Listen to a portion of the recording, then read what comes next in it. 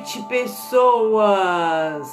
Vamos ler mais algumas páginas do livro Ave Cristo. Paramos na página 121.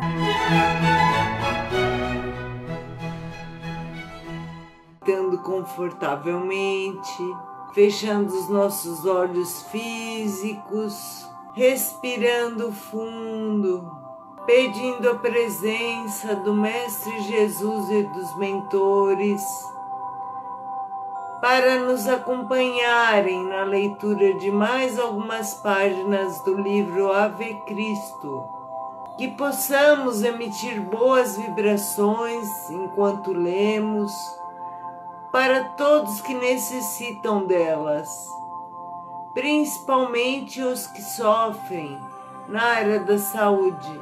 Para as pessoas e seus familiares, vamos procurar emanar vibrações muito boas. Obrigada por tudo, que assim seja. Notas de amargurado assombro surgiram em vários rostos. Todos os escravos, um a um, alguns enfáticos e outros humilhados, reafirmaram as frases proferidas inicialmente pelo Senhor. O último foi Rufo. Epídoto, o capataz, conhecia-lhe a firmeza de opinião e, por isso, deixara-o para o fim, temendo qualquer irregularidade tendente a estabelecer a indisciplina. De semblante austero, evidenciando aceitar plenamente as responsabilidades daquela hora, ergueu o bronzeado perfil como se procurasse o céu e não a estátua impassível, exclamando em voz cristalina e dominadora: "Juro respeitar os imperadores que nos governam, mas sou cristão e renego os deuses de pedra, incapazes de corrigir a crueldade e o orgulho que nos oprimem no mundo." Um burburinho percorreu a assembleia. Tassiano dirigiu-se em voz baixa ao sacerdote mais idoso e esse, assumindo a função de juiz, clamou para o servo em tom autoritário: "Rufo, não te esqueças da tua condição." "Sim", concordou o interpelado valoroso. "Sou escravo e sempre servi aos meus senhores com lealdade, mas o espírito é livre. Somente a Jesus Cristo reconheço por verdadeiro Senhor. Exijo que te retrates perante Cibele, a sublime mãe dos deuses. Nada fiz que não esteja aprovado pela retidão da minha consciência. Abjura e serás perdoado." "Não posso." "Sabes quais são as consequências da tua reflexão?" "Creio falar com perfeito conhecimento de minha responsabilidade. Entretanto, qualquer que sejam os resultados de meu gesto, não devo recuar perante a minha fé."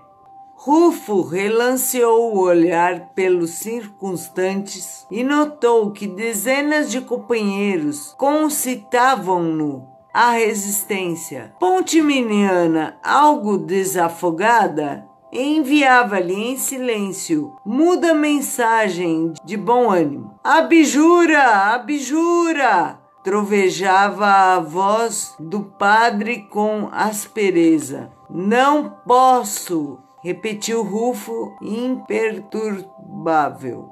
Depois de ligeira confabulação com o jovem patrício, um improvisado julgador convocou Epídoto ao chicote. Rufo, por ordem do algoz, despiu a túnica de gala que envergara para a festa e ajoelhou-se de mãos para trás. O traçado fino e cortante lambeu-lhe a pele nua por 3 vezes, provocando sanguentos vergões. Mas o escravo não tremeu. Ainda há tempo, infeliz! Bradou confundido o sacerdote da Magna Master. Abjura e a tua falta será relevada. Sou cristão, reiterava Rufo, sereno. O castigo poderá conduzir-te à morte. O sofrimento não me intimida. Suapirou a vítima com humildade. Jesus conheceu o martírio na cruz para salvar-nos. Morrer por fidelidade a Ele é uma honra a que devo aspirar.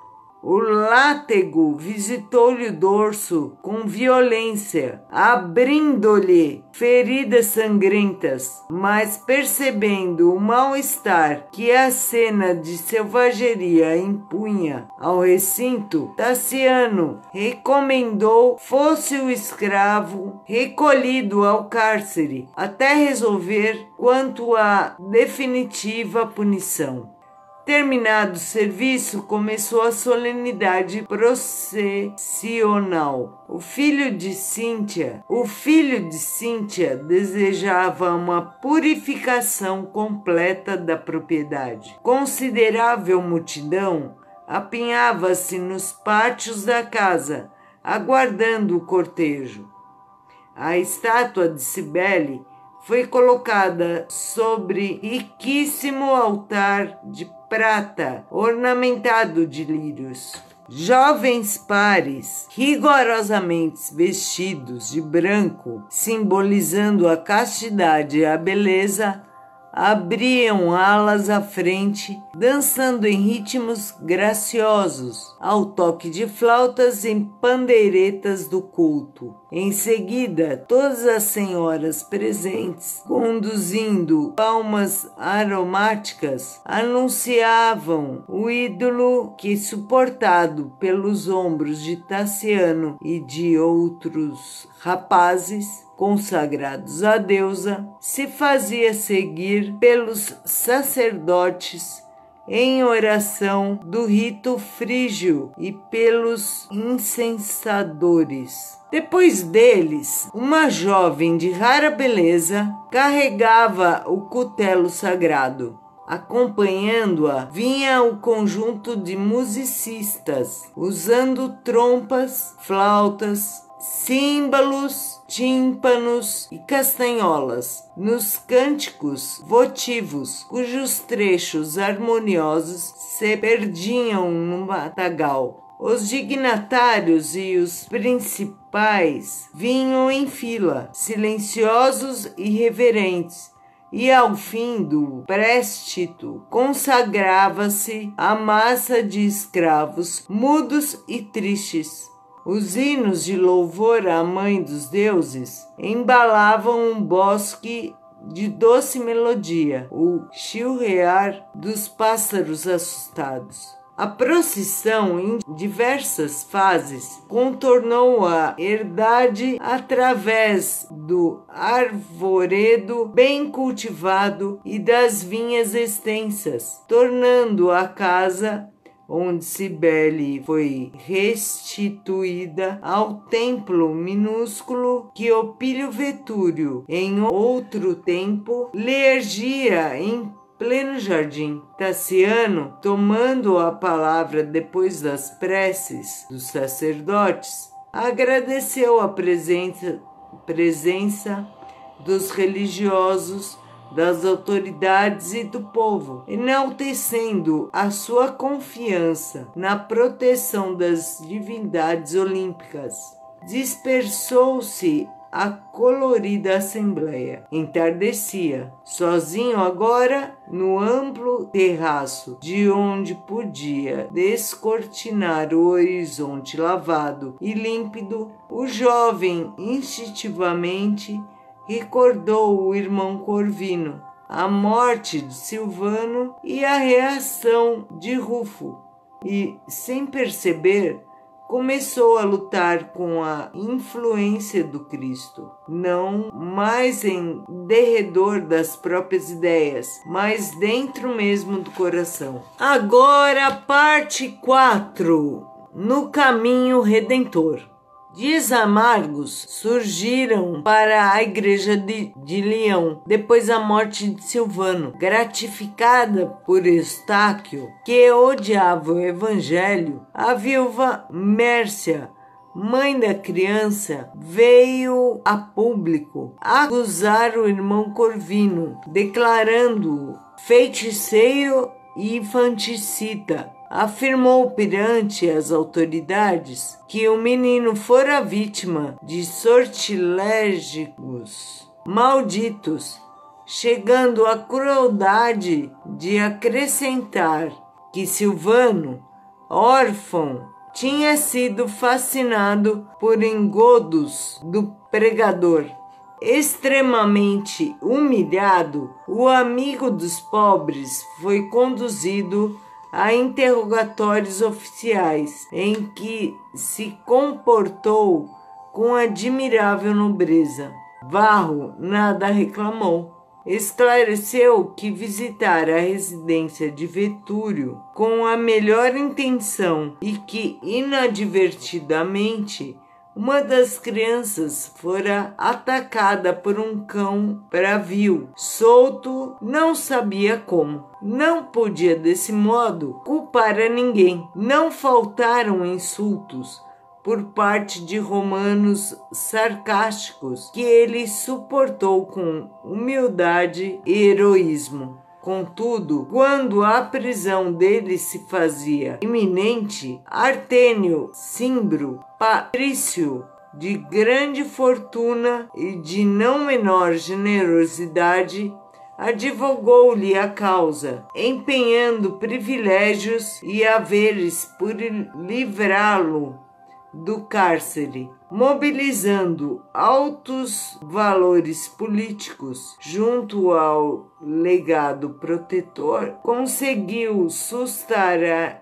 internação temporariamente, arquivando-se o processo para despachos ulteriores, mas o risonho lar dos meninos desapareceu. As crianças foram recolhidas à pressa em vários domicílios de irmãos que as receberam com amor. Considerado pelas autoridades indigno de orientar a infância, o companheiro dos sofredores sentiu despedaçar-se-lhe o coração quando o último Petis o abraçou, chorando as despedidas. Quinto Varro, padrão varonil do bom ânimo e o exemplo da fé viva, não obstante a fortaleza espiritual de que invariavelmente dera testemunho, cedeu à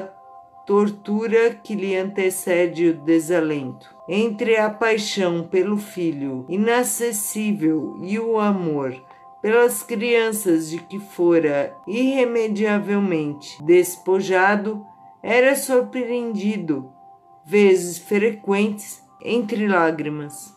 Em muitas ocasiões, dentro da noite, via-se diante da chácara senhoril de Vetúrio, tentando ver o rosto de Tassiano em algum ângulo das janelas iluminadas, e não raro, horas mortas, buscava essa ou aquela residência particular para avistar-se com algum dos filhinhos do coração. Estudava intensamente, tentando fugir aos próprios pensamentos, em longas vigílias que terminavam pela extrema fadiga. Mal se alimentava, empenhando-se em trabalhos sacrificiais pelos doentes, receando talvez mergulhar-se na amargura da qual revelaria fatalmente para o desânimo.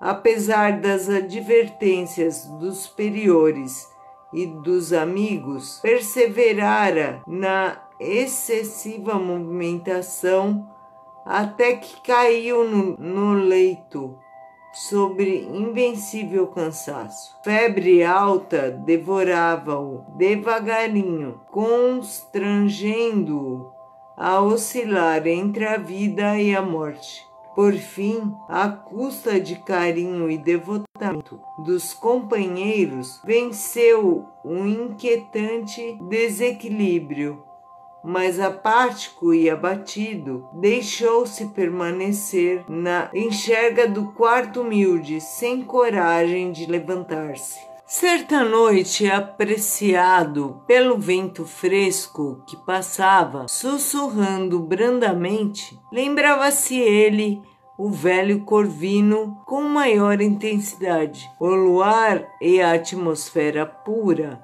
a câmara pequena e a solidão compeliam-no a recuar no tempo. Sentia imensas saudades do apóstolo, que lhe tomara o lugar nos braços escuros da morte. Esposara a missão evangélica com um extremado fervor. Dera à igreja os mais belos sonhos. Renunciara a todos os prazeres do homem comum para favorecer em si mesmo a obra da espiritualidade.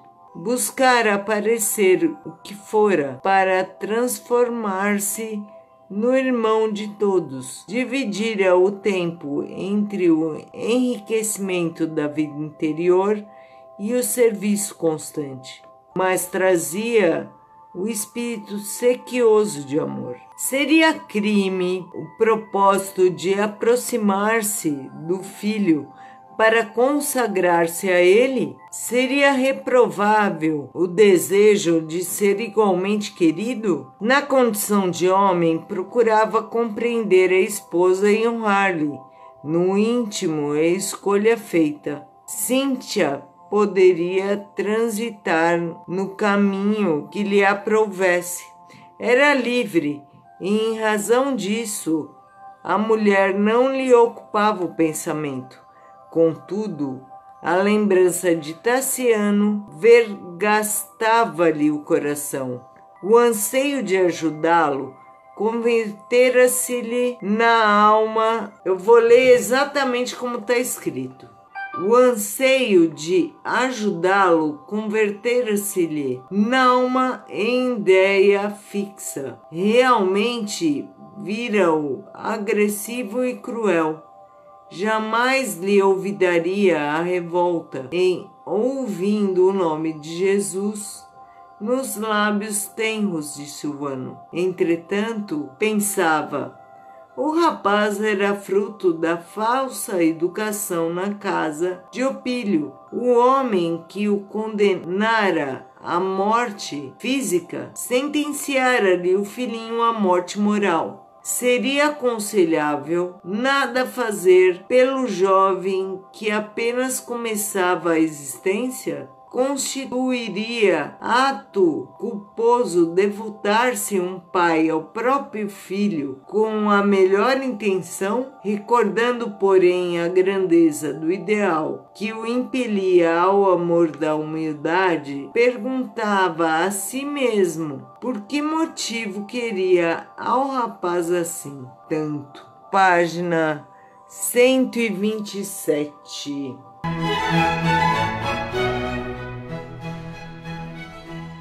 Jesus querido, mentores, obrigada por mais essas páginas do livro Ave Cristo. Obrigada pela leitura, que as vibrações possam chegar a todos que precisam dela, principalmente quem está passando por problemas agora de saúde, do Covid-19, que todas as pessoas e os parentes possam receber as vibrações de calma, carinho, força e pronto restabelecimento. Ah, Jesus, ajuda-nos aqui na Terra. Manda logo uma vacina, um remédio que vai acabar com esse sofrimento. Obrigada por tudo e que assim seja.